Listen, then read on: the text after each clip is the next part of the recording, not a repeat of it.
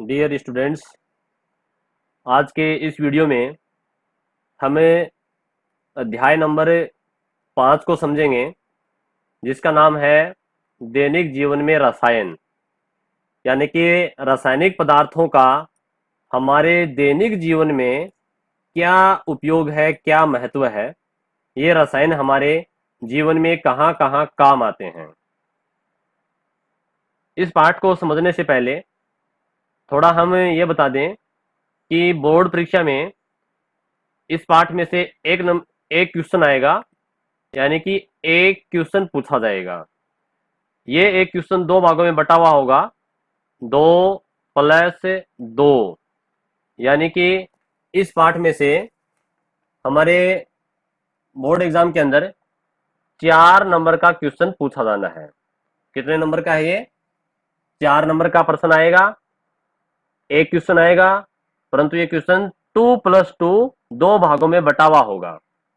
कहने का मतलब यहां इसमें लघुतरात्मक प्रकार का प्रश्न होगा, बहुत ज्यादा बड़ा भी नहीं होगा और बहुत छोटा भी नहीं होगा। दो दो नंबर के क्वेश्चन जो है वो हमें 5-7 लाइन, है ना, 5 से 10 लाइन के बीच में इनका आंसर लिखना होगा।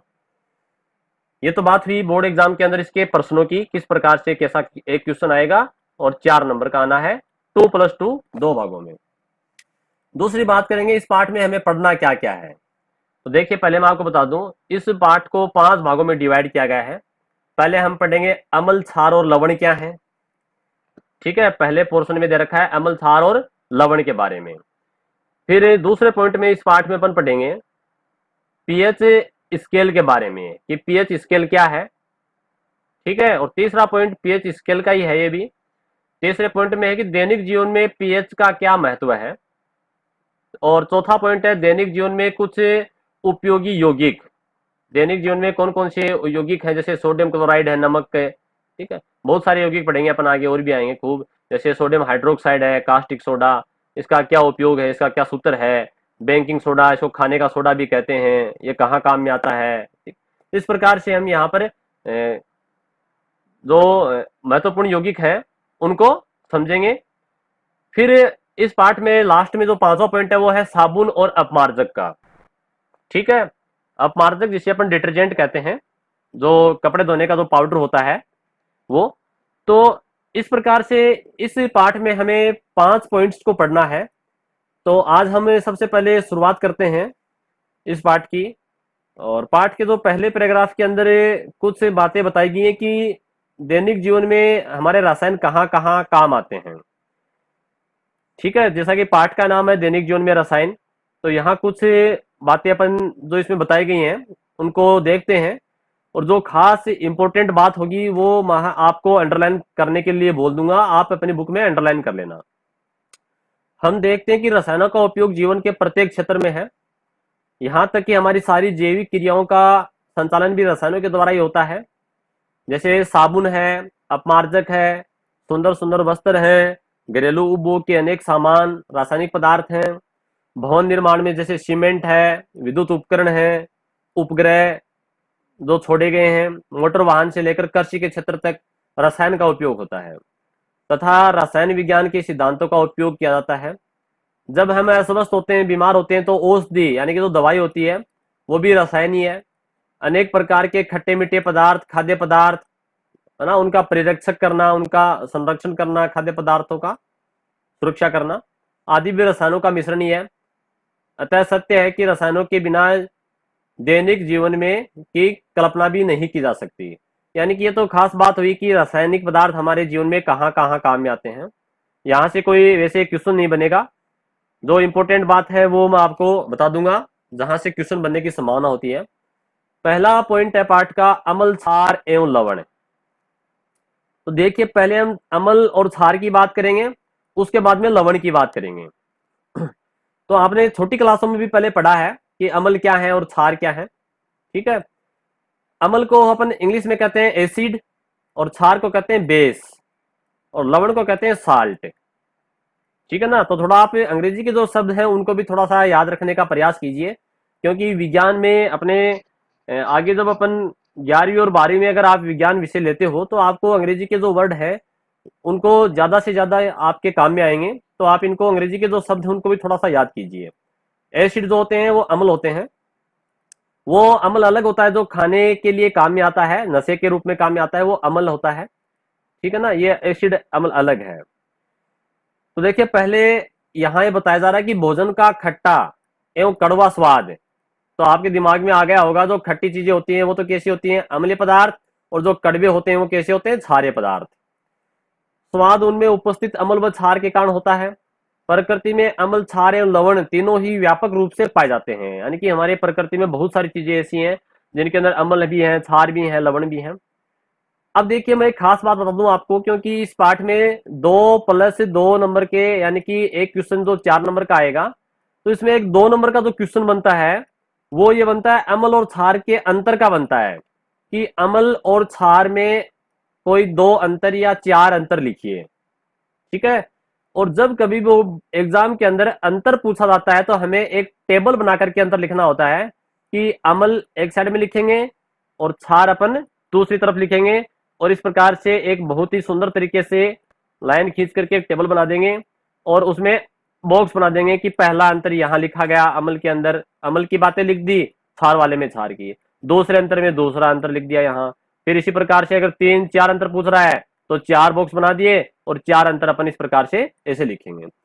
तो कहने का मतलब ये, इसमें इंपॉर्टेंट क्वेश्चन जो कई बार एग्जाम्स में पूछा भी गया है आपके 10th बोर्ड में, कि अम्ल और क्षार के अंदर अंतर लिखना है। तो यहां पर साथ साथ हमें आपको रफ कॉपी में टेबल बनानी है कि अम्ल और क्षार में क्या अंतर है। अम्ल स्वाद में खट्टे होते हैं और क्षार स्वाद में कड़वे होते हैं। पहला अंतर हो गया ना। ठीक है। अम्ल कैसे होते हैं, स्वाद में खट्टी, यानी कि जो भी खट्टी चीजें जैसे अंगूर है ना, संतरा है, मौसमी है, नींबू है, इमली है, ये जो खट्टी चीजें हैं, टमाटर है, उन सब खट्टे पदार्थों में अम्ल होता है और जो कड़वे हैं उनमें क्षार होता है। अब अम्ल को अंग्रेजी में एसिड, देखो मैंने कहा था ना आपको अंग्रेजी के शब्द भी याद करने हैं, इसको एसिड कहते हैं, जो कि एक लेटिन भाषा, लेटिन एक भाषा है, के शब्द एसिड से लिया गया है, जिसका मतलब ही खट्टा होता है। देखो साइंस के अधिकांश शब्द लेटिन भाषा से ही लिए गए हैं। ठीक है ना, विज्ञान के अधिकांश शब्द लेटिन भाषा के ही है। अब देखो मैंने बताया कि आपके, देखो एक क्वेश्चन जो है एग्जाम के अंदर इस प्रकार से भी आ सकता है 2 नंबर का, कि मिलान करने का क्वेश्चन आ सकता है कि सिरका लिख दिया इधर, है ना, सिरके के अंदर कौन सा पदार्थ होता है, सिरका। दूसरा लिख दिया आपके इमली, ठीक है ना। तीसरा लिख दिया आपके संतरा। चौथा लिख दिया आपके चींटी के डंक। और इधर इनके सामने अम्ल का नाम लिखा हुआ होगा कि ये अम्ल है, ये अम्ल के नाम लिखे। तो सिरके में कौन सा अम्ल होता है उसका मिलान करना है ना, ये इसका इसके अंदर ये होता है। मिलान करने का मतलब समझते हो ना, ऐसे क्वेश्चन कई बार एग्जाम्स में पूछे गए हैं। तो आपको यहाँ पर ये नाम जरूर याद करने हैं, अंडरलाइन कर लीजिएगा, बहुत इंपॉर्टेंट है। सिरके में देखो सिरका क्या होता है, सिरके के अंदर मोस्टली एसिटिक एसिड होता है। ठीक है ना, एसिटिक एसिड पाया जाता है। एसिटिक एसिड जो सिरका है ये अचार के अंदर इसको यूज करते हैं। जो अचार अपन नींबू का, कैरी का, है ना, जो अचार जो खाते हैं, मिर्च का अचार, तो ये जो अचार है उस अचार के अंदर सिरका डाला जाता है, क्योंकि ये खट्टा होता है। तो अपन जानते हैं कि अचार को टेस्टी और स्वादिष्ट बनाने के लिए, है ना, और उसका परिरक्षण करने के लिए, ताकि वो अचार खराब नहीं हो, इसलिए अपन सिरका डालते हैं उसमें। तो सिरके के अंदर कौन सा एसिड होता है, एसिटिक एसिड, एसिटिक अम्ल होता है। ये याद करने आपको, अंडरलाइन कर लीजिएगा बुक में। इसी प्रकार से इमली, जो इमली खट्टी होती है उसके अंदर भी टार्टरिक अम्ल होता है। तो ये अम्लों के नाम याद करने हैं। इमली में कौन सा एसिड होता है, टार्टरिक एसिड। इसी प्रकार से संतरे में एस्कोर्बिक एसिड, संतरा जो उसके अंदर एस्कोर्बिक एसिड या सिट्रिक एसिड भी है, इसमें सिट्रिक एसिड भी होता है ना। नींबू में, संतरे में, मौसमी में सिट्रिक एसिड या एस्कोर्बिक एसिड। आप एस्कोर्बिक या सिट्रिक कोई भी एक याद कर लीजिए। और लाल चींटी, चींटी आप समझते हैं ना, तो चींटी जो अपने डंक लगाती है, काटती है अपन को, तो अपने जलन होती है ना, खुजली चल जाती है वहां पर त्वचा के अंदर, स्किन में। तो जो लाल रंग की चींटियां हैं उनके डंक में फार्मिक अम्ल होता है। देखिए जब कभी भी अपन को मधुमक्खी, कोई ततैया या चींटी काटती है तो अपने वहां पर सूजन आ जाती है, और सूजन के वहां अपने वहां खुजली भी होती है, दर्द होता है, वो उस अम्ल के कारण ही होता है। जठर रस, देखो जठर रस अपने दूसरे पार्ट के अंदर पाचन तंत्र पढ़ा था। पाचन तंत्र के अंदर यहाँ पर अपने इस प्रकार से जो आमाशय बनाया था, आमाशय के आगे ना ग्रहणी, फिर छोटी आंत, बड़ी आंत, ये पाचन तंत्र की जो आहार नाल की संरचना है उसमें। तो ये जो आमाशय है, ये भाग क्या है, आमाशय। इस अमाशय को जठर भी कहते हैं। क्या कहते हैं? इसी को जठर कहते हैं। और इसके अंदर एक अम्ल बनता है जिसका नाम क्या है? HCl, hydrochloric acid. ठीक है, तो इस अम्ल को ही जठर रस कहते हैं। रस यानी कि तरल पदार्थ है। तो जठर रस के अंदर हाइड्रोक्लोरिक अम्ल होता है, HCl होता है, आदि पाए जाते हैं। तो आपको यहाँ पर ये चार जो सिरका, इमली, है ना, संतरा, लाल चींटी और ये जठर रस, ये जो आपको दिए गए हैं पांच, ये पांचों आपको याद करने हैं। इनका मिलान करने का क्वेश्चन कई बार एग्जाम में पूछा गया है। अम्ल का प्रारंभिक गुण है कि ये नीले लिटमस पत्र को लाल कर देते हैं। देखो ये अंतर है, दूसरा अंतर। अम्ल क्या करते हैं? नीले लिटमस को लाल कर देते हैं। अब ये लिटमस पत्र क्या आ गया भाई? लिटमस पत्र, पत्र का मतलब होता है कागज। देखो एक इस प्रकार से एक लंबा सा कागज आता है, ठीक है ना। ये दो रंग के होते हैं, एक तो होता है नीले रंग का कागज, नीला रंग का बना दिया मैंने, और एक होता है लाल रंग का लिटमस पेपर, लाल रंग का। ये लिटमस पेपर जो कागज है ये लाइकेन से बनाए जाते हैं। लाइकेन क्या होता है? शैवाल और कवक से मिलकर बने होते हैं लाइकेन, उनसे प्राप्त किया जाता है। अब देखो, जैसे मान लीजिए अपने पास एक बर्तन के अंदर, किसी गिलास में या किसी कटोरी या प्याले के अंदर अपने पास, यहाँ मान लीजिए अपने पास नींबू है, अपन ने नींबू इसमें निचोड़ करके नींबू का जो रस है वो इसमें डाल लिया। तो नींबू क्या होता है? अम्ल होता है। नींबू खट्टा है ना, उसमें अम्ल होता है। और जब अपन इसमें नीला लिटमस पेपर डुबोएंगे, ये नीला लिटमस पेपर डुबोएंगे ऐसे, तो यहाँ पर ये नीले रंग का था, लेकिन डुबोने के बाद में जो इसको बाहर निकालेंगे लिटमस पेपर को, तो जितना भाग डूबा था वो इसका लाल हो जाएगा। कैसा हो जाएगा? लाल हो जाएगा। तो अम्ल क्या करते हैं? ये जो अम्ल है ये नीले रंग को लाल रंग में बदल देते हैं। चाहे वो लिटमस पेपर हो या अपने पास नीले रंग की कोई पंखुड़ी है ना, पौधे की पंखुड़ियां होती है ना, फूलों की पंखुड़ियां, अपन उससे भी प्रयोग कर सकते हैं, देख सकते हैं। तो नीले रंग को लाल रंग में बदल देते हैं। और क्षार क्या करेंगे? अगर मान लीजिए अपने पास लाल रंग का कोई कड़वा पदार्थ है और ये लाल लिटमस पेपर अपन ने उस क्षार में डुबोया, क्या है इसमें? क्षार है। ठीक है, जैसे साबुन का घोल है, साबुन जो है ना वो, उसका घोल बना लिया अपने, सर्फ का जो घोल है वो बना लिया, डिटर्जेंट का, वो क्षारीय पदार्थ है, उसमें क्षार होता है, कड़वा होता है। उसमें अपन लाल लिटमस डुबोएंगे और बाहर निकालेंगे तो कैसा हो जाएगा? वो नीला हो जाएगा। यानी कि यहाँ पर लिटमस पेपर जो है वो सूचक का काम करता है। किसका काम करता है? सूचक है। सूचक का मतलब क्या था? सूचना देने वाला। अपन को सूचना मिली, क्या सूचना मिली? अगर नीले लिटमस को लाल रंग में बदल देता है कोई पदार्थ, तो इसका मतलब वो अम्ल है। और अगर कोई पदार्थ लाल लिटमस को नीला कर देता है तो उसका मतलब ये क्षार है। ठीक है ना। हम क्या करेंगे? प्रत्येक पदार्थ को तो जीभ के टच करके तो देख नहीं सकते। कई पदार्थ बहुत ही हानिकारक, घातक होते हैं, अपनी जीभ जल सकती है, नुकसान पहुंच सकता है ना, मृत्यु भी हो सकती है, इतने खतरनाक पदार्थ होते हैं। तो यहाँ पर हम पदार्थों को बिना चखे ना, ये कड़वा है या खट्टा है, बिना चखे ही हमें पता लगा लेंगे कि ये अम्ल या क्षार है। तो अम्ल क्या करते हैं? नीले लिटमस को, या लिखा हुआ है नीले लिटमस को लाल कर देते हैं, और क्षार क्या कर देते हैं? लाल लिटमस को नीला कर देते हैं। अब आप कहोगे सर हमारे तो ये एक बार याद तो हो जाता है, लेकिन ये कंफ्यूज होगा। ये वास्तव में आपके कंफ्यूज होगा, क्योंकि दो ही रंग है ना। यानी कि अम्ल क्या करते हैं? अम्ल नीले को लाल कर देते हैं, ठीक है ना। और क्षार क्या करते हैं? क्षार लाल को नीला कर देते हैं। तो मैं आपको एक ट्रिक बता रहा हूं याद करने की। एक याद कर लीजिए, अम्ल क्या करते हैं? नीले को लाल रंग में बदल देते हैं। यानी कि नीले लिटमस पेपर को डुबोएंगे तो वो लाल रंग का हो जाएगा। तो आप याद कर लो अनिल, ठीक है ना। क्या याद करोगे? अनिल नाम याद कर लो। अनिल, मान लीजिए किसी बच्चे का नाम है अनिल है, और अनिल आपके हिंदी के अंदर पर्यायवाची शब्द भी है। अनिल जो हवा है, हवा, वात, वायु, समीर, पवन, है ना, ये सारे पर्यायवाची शब्द हैं हवा के। तो ये जो अनिल है, अनिल यानी कि ऐसे अम्ल, और नी से नीले को, और ल से लाल। अनिल अम्ल क्या करते हैं? नीले को लाल रंग में बदल देते हैं। अब दूसरा जो बच गया वो उसका अपने आप उल्टा हो जाएगा। क्षार क्या कर देंगे? लाल को नीला कर लेंगे। तो आपको एक याद होना चाहिए, अनिल नाम अगर याद है तो आपके कभी भी कंफ्यूज नहीं होगा। ये इसकी ट्रिक है याद करने की। तो अम्ल नीले को लाल कर देते हैं। क्लियर। और क्षार वाले कॉलम में अपन अंतर में क्या लिख देंगे? ये लाल को नीला कर देते हैं। चलिए आगे देखते हैं अपन क्षार के बारे में। स्वाद में कड़वा होता है और लाल लिटमस को नीला कर देता है। देखो आगे ना, ये ये स्पर्श में साबुन जैसा व्यवहार दर्शाते हैं, यानी कि अपन जब इसको छूते हैं, स्पर्श करते हैं हाथों से, तो जिस प्रकार से साबुन को अपन छूते हैं ना, तो साबुन कैसे अपने चिपचिपी लगती है, वैसे ही ये क्षार जो है ये भी चिपचिपे होते हैं, साबुन जैसे लगते हैं। और साबुन जो है वो खुद ही कैसा है, क्षारीय पदार्थ है, कड़वा पदार्थ है।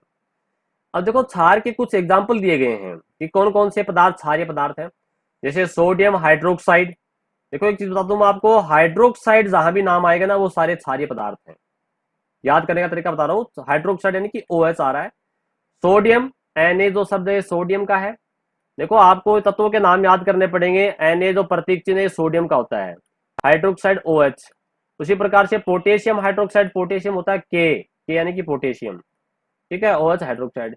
एल्यूमिनियम हाइड्रोक्साइड, एल्यूमिनियम का प्रतीक चिन्ह होता है Al। आपने 9th क्लास में पढ़े होंगे सारे प्रतीक चिन्ह, कोई बात नहीं, वहां अगर आपके याद नहीं है तो यहाँ याद कर लीजिएगा। Aluminium hydroxide OH3। तो यहाँ पर ये तीनों ही क्या है, sodium hydroxide, potassium hydroxide, aluminium hydroxide, ये तीनों ही क्षार पदार्थ हैं। ठीक है, इसके अलावा और भी बहुत सारे क्षारीय पदार्थ हैं, अपन आगे देख लेंगे। अमोनियम हाइड्रोक्साइड, ये भी क्षारीय है। ये अम्लों को उदासीन करने का सामर्थ्य रखते तथा जल में विलय हैं। देखो अम्ल और क्षार दोनों ही क्या होते हैं, जल में घुल जाते हैं, जल में विलय होते हैं। जैसे नींबू अपन ने पानी में घोलते हैं ना, नींबू पानी पीते हैं, शिकंजी बना के पीते हैं गर्मियों के अंदर, तो पानी के अंदर घुल जाता है। तो क्षार भी पानी में घुल जाते हैं, जैसे साबुन है ना, सरफ है, पानी में घुल जाते हैं। तो अम्ल और क्षार दोनों ही पानी में घुल जाते हैं। परंतु अम्ल और क्षार जब आपस में क्रिया करते हैं तो उदासीन हो जाते हैं। उदासीन का मतलब न तो वो अम्लीय रहा और ना ही वो क्षारीय है। ठीक है, पहले तो अम्ल के अंदर अम्ल के गुण थे और क्षार में क्षार के गुण थे, जब दोनों को मिलाएंगे तो उदासीन हो जाएगा। तो यहां पर ये उदासीन, आगे अपने परिभाषा आएगी उदासीनीकरण की, उसको देखेंगे। आगे लिखा है अम्ल और क्षार जल में विलय है, यदि इनमें जल की मात्रा अधिक होती है तो ये तनु कहलाते हैं। बहुत इंपॉर्टेंट चीज है, तनु विलियन किसे कहते हैं। देखो इसको समझने के लिए एक तरीका बता दूं आपको। जैसे मान लीजिए अपने पास एक गिलास, खाली गिलास है, और मैंने इसको इतना पानी से भर लिया। दूसरा एक गिलास लिया, ये ऐसा ही गिलास सेम बराबर है ना, इसको भी इतना ही पानी से भर लिया। और ये जो गिलास है, पहला जो ए गिलास और दूसरा जो बी गिलास, इसमें मैंने मान लीजिए एक नींबू जो है, एक नींबू को इसमें निचोड़ा और इसमें डाल दिया, ठीक है ना। और दूसरा जो गिलास है इसके अंदर मैंने 10 नींबू, कितने नींबू डाल दिए, 10 नींबू। यहां तो मैंने एक नींबू डाला था और यहां मैंने 10 नींबू इसमें निचोड़ दिए। तो यहां पर ये ज्यादा अम्लीय होगा, तो ये इसका तनु विलयन कहलाएगा। ठीक है, सॉरी, ये सांद्र विलयन कहलाएगा। क्या कहलाएगा, सांद्र विलयन। ठीक है, और ये क्या कहलाएगा, तनु विलयन। यानी कि ऐसा विलयन जिसमें पानी की मात्रा ज्यादा है और अम्ल क्षार कम है, वो तो कहलाएगा तनु। और ऐसा विलयन जिसमें यानी कि अम्ल क्षार की मात्रा ज्यादा है, देखो 10 नींबू है इसमें, तो ये अम्ल तो है, नींबू कैसे पदार्थ है, अम्लीय, तो वो सांद्र विलयन कहलाएगा। तो क्या लिखा है, यदि इनमें जल की मात्रा अधिक होती है तो ये तनु कहलाते हैं, और यदि जल की तुलना में अम्ल और क्षार अधिक है, अम्ल और क्षार अधिक होते हैं, तो ये सांद्र कहलाते हैं। क्या कहलाते हैं, सांद्र, इनको सांद्र कहेंगे। तो तनु विलयन और सांद्र विलयन में क्या अंतर है, इसको आपको याद करना है, इसको अंडरलाइन कर लीजिएगा। अब बात करेंगे लवण की, क्योंकि पॉइंट का नाम ही क्या था अपना, अम्ल क्षार और लवण। लवण की बात करते हैं, लवण यानी कि साल्ट। तो देखिए इसमें क्या लिखा है, अम्ल और क्षार की क्रिया के द्वारा लवण और जल बनते हैं। अम्ल और क्षार जब क्रिया करेंगे तो क्या बनेगा, लवण और जल बनेगा। यही अभिक्रिया उदासीनीकरण कहलाती है। ठीक है ना। आगे अपने रासायनिक अभिक्रिया आएंगी तो वहां पर भी आपको दोबारा पढ़ने को मिलेगा।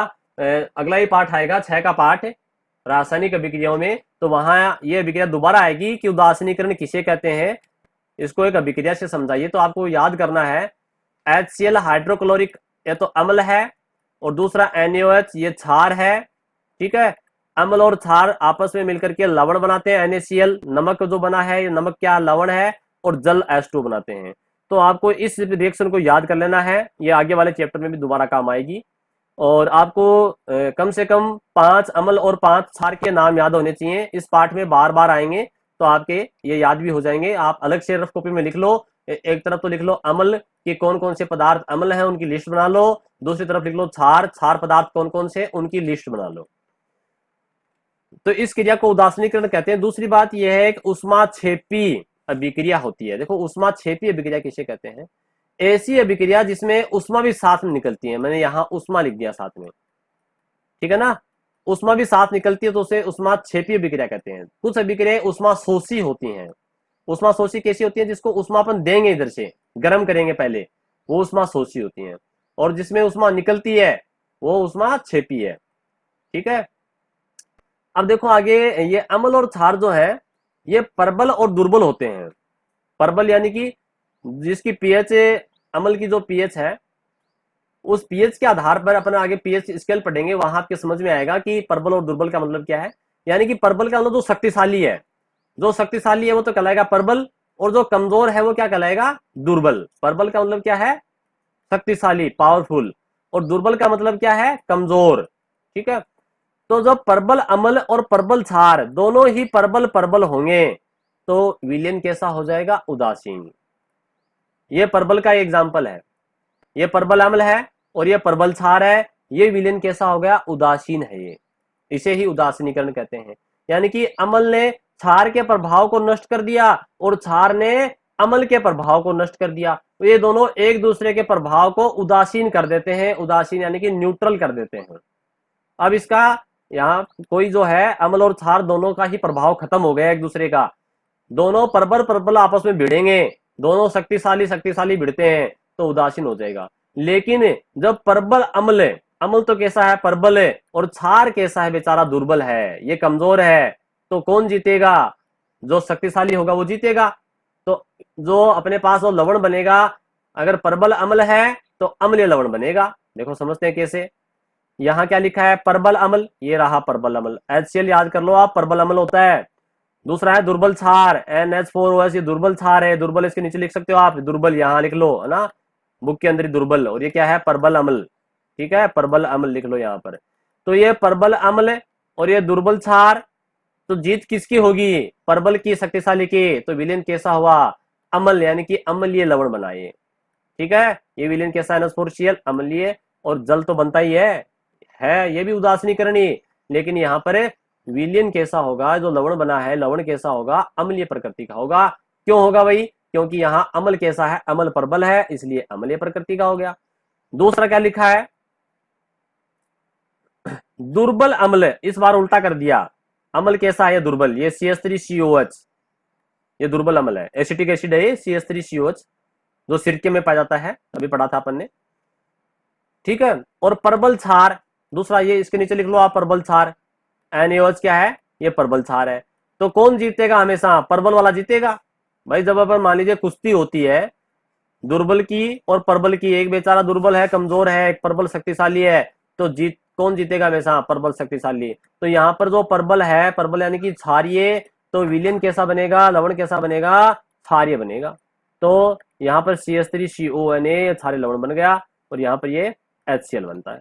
तो यहाँ जो खास बात थी अपनी, ये यहाँ पर देखो मिस प्रिंट है, ये HCl नहीं बनेगा, ये क्या बनेगा? यहाँ पर ये H2O बनेगा, ठीक है ना। इसको आप करेक्शन कर लो। देखो कैसे सुधारते हैं अपन। CH3, ये रहा CH3, एक एक को अपन गिनती करेंगे। COO, ये रहा COO, और ये यहाँ पर Na, ये Na आ गया। क्या बचा इधर? देखो इधर तो ये H बच गया और इधर ये OH बच गया। ये दोनों ही H और OH मिलकर के क्या बना लेंगे? H2O। परिभाषा क्या थी अपनी? अम्ल और क्षार जब आपस में अभिक्रिया करते हैं तो लवण और जल बनाते हैं, ठीक है ना। ये यहाँ पर मिस प्रिंट है, इसको आप सुधार कर लीजिएगा, इसमें करेक्शन कर लीजिएगा। ये HCl नहीं है, गलत छपा है, ठीक है। H2O वाटर बनता है। आगे देखो लवणों की कुछ बात, खास बात बता रहा है। लवण क्या होते हैं, लवण की क्या विशेषताएं हैं, है ना, यहाँ से एग्जाम में प्रश्न आ सकते हैं। तो अपन लवण के बारे में थोड़ा सा पढ़ेंगे। लवणों के उच्च गलनांक एवं क्वथनांक होते हैं, यानी कि लवण को अपन गर्म करेंगे, हाँ, तो ये पिघलने में अधिक टाइम लगाएगा। इसका गलनांक और क्वथनांक दोनों ही उच्च होते हैं। बॉइलिंग पॉइंट और मेल्टिंग पॉइंट जो है दोनों ही उच्च होते हैं, अधिक होते हैं। ज्यादा तापमान देना पड़ेगा इनको अवस्था बदलने के लिए। अवस्था यानी कि ठोस से द्रव में बदलने के लिए और द्रव से गैस में बदलने के लिए ज्यादा उष्मा देनी पड़ेगी, अपन को ज्यादा गर्म करना पड़ेगा, इसलिए इनके गलनांक और क्वथनांक उच्च होते हैं। ये साधारणतः क्रिस्टल के रूप में पाए जाते हैं। देखो बहुत इंपॉर्टेंट बात है, क्रिस्टल के रूप में होते हैं ये, ठीक है ना। और इसमें जो पानी होता है उसे अपन क्या कहते हैं, क्रिस्टलीय जल कहते हैं, क्योंकि ये खुद क्रिस्टल में है और इनमें पानी होता है साथ में, जैसे यहाँ लिखा ना 10H2O, H2O यानी कि वाटर पानी, तो इसको क्रिस्टलीय जल कहेंगे। तो यहां से एक इंपॉर्टेंट परिभाषा बनती है, क्रिस्टलीय जल किसे कहते हैं, दो उदाहरण दीजिए। तो ये 2 नंबर का क्वेश्चन बन जाएगा अपना ना, क्रिस्टलीय वाटर क्या है। तो देखो इसमें आगे डेफिनेशन आ रही है, क्रिस्टल के साथ, क्रिस्टल मीन के साथ में क्रिस्टलन जल भी उपस्थित होता है। लवण के इकाई सूत्र को लिखने में जल के अणुओं की जो निश्चित संख्या जुड़ी होती है उसे ही क्रिस्टलन जल कहते हैं। देखो लवण क्या है, Na2CO3 तो लवण है, और ये क्रिस्टलीय अवस्था में है, और इसके साथ में जल के अणु जुड़े हुए हैं। कितने अणु हैं, 10H2O, 10 अणु जल के हैं। तो यहां पर क्रिस्टलीय जल की मात्रा कितनी है, क्रिस्टलीय जल यानी कि 10 मॉलिक्यूल है, 10 अणु है, किसके साथ में, लवण के साथ में। तो लवण जो है क्रिस्टल होता है, इसके साथ में वाटर होता है, इस वाटर को ही क्रिस्टल वाटर या क्रिस्टलन जल कहते हैं। अब देखिए यहाँ पर आपको जो नाम याद करने ना 2 उदाहरणों के, वो नाम एग्जाम के अंदर एक बार सीधे पूछे गए थे। तो यहाँ लिखा है सोडियम कार्बोनेट, ये तो क्या है, Na2CO3, Na क्या होता है, सोडियम, और ये CO3 को कार्बोनेट अपन लिखेंगे। तो ये सोडियम कार्बोनेट के साथ में जल के 10 अणु जल के क्रिस्टल जल के रूप में होते हैं।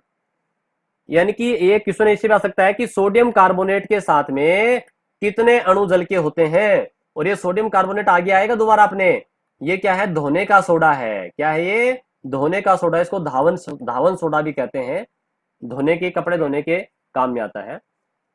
दूसरा, आपके एग्जाम के अंदर इसके उदाहरण सीधे पूछे गए हैं कि जिप्सम का सूत्र क्या है, फिटकरी का सूत्र क्या है ना। तो ये जो जिप्सम है ये अपन आगे भी पढ़ेंगे दोबारा इसी पार्ट के अंदर। ये जिप्सम इतना है, देखो इतना मैं जो इसको बंद कर रहा हूं, ये जिप्सम है इतना, CaSO4, इसके साथ में डॉट लगाना है आपको, 2H2O, यानी कि जल के 2 अणु है। H2O तो क्या है, वाटर, जल, और 2 लिखा है पहले, 2 अणु जल के हैं। ये जिप्सम का सूत्र है। इस जिप्सम से ही बनता है प्लास्टर ऑफ पेरिस। क्या बनता है, POP, प्लास्टर ऑफ पेरिस अपन पढ़ेंगे, इस पार्ट के अंदर आएगा। जैसे प्लास्टर, अपने हाथ पैर टूट जाते हैं तो डॉक्टर प्लास्टर करता है ना, वही प्लास्टर है। तो ये प्लास्टर ऑफ पेरिस जो है ये अपने जिप्सम से बनता है। जिप्सम का फार्मूला ये है, जिप्सम एक प्रकार का लवण है, इसके साथ में जल के 2 अणु क्रिस्टल जल के पाए जाते हैं। दूसरा, फिटकड़ी का सूत्र एग्जाम में कई बार पूछा गया है, फिटकड़ी का सूत्र लिखिए। देखो बहुत बड़ा सूत्र आपको याद करना ही पड़ेगा, और यह रासायनिक विज्ञान के जो सूत्र है आपको बार बार, जो अभिक्रियाएं पढ़ेंगे अपन आगे वाले पाठों में, रफ कॉपी में बार बार लिख करके याद करोगे, तब जाकर के आपको ये याद होंगी, ठीक है। देखने से, पढ़ने से याद नहीं होती है रासायनिक अभिक्रियाएं, रफ रजिस्टर में आप बार बार लिखोगे, मिटाओगे, फिर लिखोगे, है ना, तो आपको याद होंगी। तो फिटकड़ी का सूत्र जो है ये इतना आपको याद करना है, और ये एग्जाम में सीधा पूछा जाता है, फिटकड़ी का रासायनिक सूत्र लिखिए। तो K2SO4 Al2SO4 3 24H2O, जल के 24 अणु हैं इसमें। ये 24 अणु भी याद रखना, जल के कितने अणु हैं, 24। जिप्सम में 2 थे, और धोने का सोडा, धावन सोडे में 10 थे, सोडियम कार्बोनेट में 10 थे। तो यहाँ आपको ये जो सूत्र है ये पूछने, इनके क्वेश्चन पूछे जाते हैं। और दूसरा, आपको यहाँ पर क्रिस्टल जल के बारे में थोड़ा याद रखना है। तो इस प्रकार से इस वीडियो में हमने अम्ल क्षार और लवण के जो मुख्य जो इंपॉर्टेंट बातें हैं वो समझी। अम्ल क्षार का अंतर का प्रश्न आ सकता है, ठीक है, और लवण के बारे में अपन ने समझा। और अगले वीडियो के अंदर जो है अम्ल क्षार के लिए जो 3 वैज्ञानिक हैं उनकी परिभाषाएं हैं उनको समझेंगे, कि आर्रेनियस एक वैज्ञानिक हुए हैं, उन्होंने जो परिभाषा दी उसको समझेंगे। उसके बाद में अपन ब्रोस्टेंट और लोरी 2 वैज्ञानिक हैं, इन्होंने एक थ्योरी दी थी एक, है ना, उसके बारे में समझेंगे। और अंत में एक थ्योरी और आएगी, लुईस की एक थ्योरी आएगी, उसको समझेंगे। तो यहाँ पर अम्ल और क्षार की जो परिभाषाएं हैं ये 3 वैज्ञानिकों के अनुसार अलग अलग बन जाती हैं। ये अपन अगले वीडियो के अंदर इसको समझेंगे। धन्यवाद।